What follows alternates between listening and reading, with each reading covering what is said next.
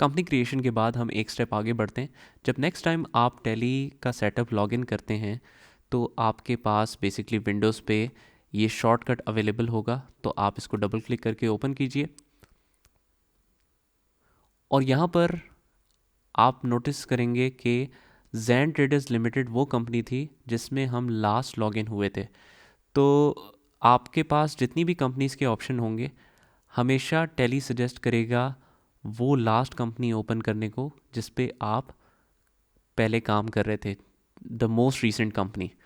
लेकिन अगर आपको ये कंपनी चेंज करने की कभी रिक्वायरमेंट हो, आप 3-4 कंपनीज पे इकट्ठे टैली में काम करें, तो फिर आप इस सेटअप स्क्रीन को इग्नोर करके एस्केप का बटन दबा देंगे, तो आपके पास वही छोटा सा मेन्यू आ जाएगा जो स्टार्टिंग में आया था।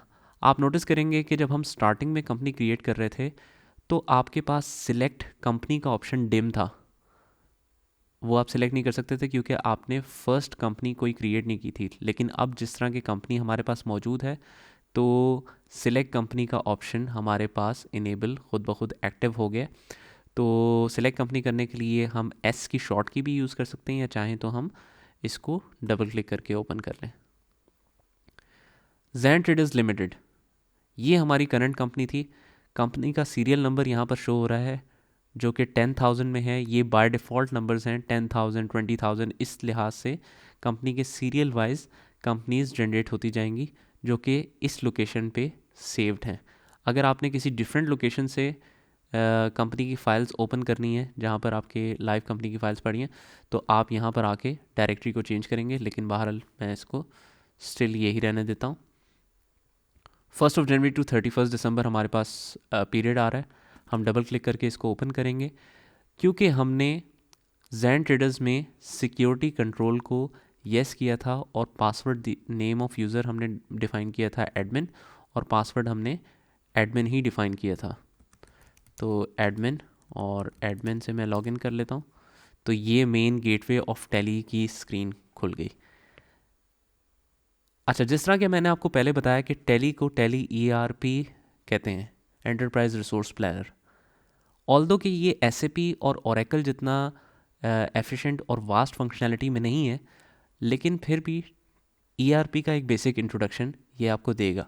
और जब हम ERP की बात करते हैं तो तब आपको हो सकता है कि इंटरफेसेस बहुत ज़्यादा खूबसूरत ना मिलें। जिस तरह कि आप देख सकते हैं यहाँ पर बिल्कुल ही सिंपल सा इंटरफेस है, एक ही मेन्यू है।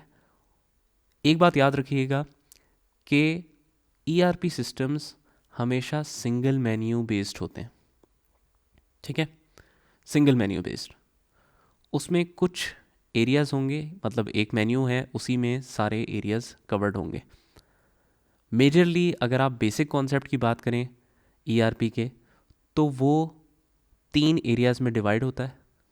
एक आपका रिपोर्ट्स का सेक्शन है जिसमें आपको एंड यूज़र रिपोर्ट्स जो कि पब्लिश की जाती हैं, जिस तरह कि आपने एनुअल रिपोर्ट्स देखी होंगी। एनुअल रिपोर्ट्स में बैलेंस शीट, प्रॉफिट और लॉस, स्टॉक समरी और रेशियो एनालिसिस, ये वो रिपोर्ट्स होती हैं जो कि एंड यूज़र को प्रोवाइड की जाती हैं।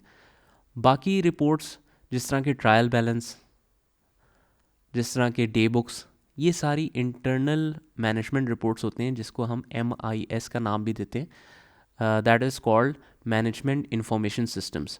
तो इस तरह की सारी इंफॉर्मेशन सिस्टम्स की रिपोर्ट आपको डिस्प्ले के टैब में मिल जाएगी। इसके लिए शॉर्ट की हम क्या यूज़ करेंगे, D, क्योंकि D रेड में हाईलाइटेड है जो कि शॉर्ट की को इंडिकेट करता है। तो डिस्प्ले में जाके आप फर्दर रिपोर्ट्स देख सकते हैं, trial balance, day books, account books, statement of accounts, और इसमें अगर आप फर्दर जाते हैं तो काफ़ी सारे और रिपोर्ट्स भी मौजूद हैं। लेकिन फ़िलहाल हमने एक बेसिक इसका इंट्रोडक्शन लेना था।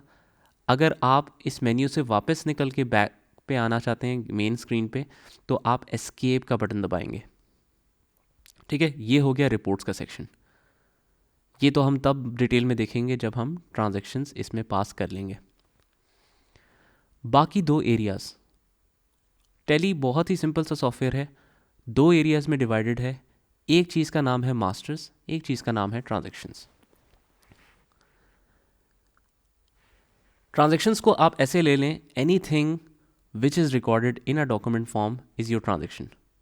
Any day to day activities recorded in the business is called your transactions. For example, आपने परचेज़ किया फर्नीचर बाय गिविंग कैश, ठीक है, फर्नीचर आपने कैश पे ख़रीदा, तो इसकी एंट्री अगर हम डेबिट क्रेडिट में बात करें तो क्या होगी?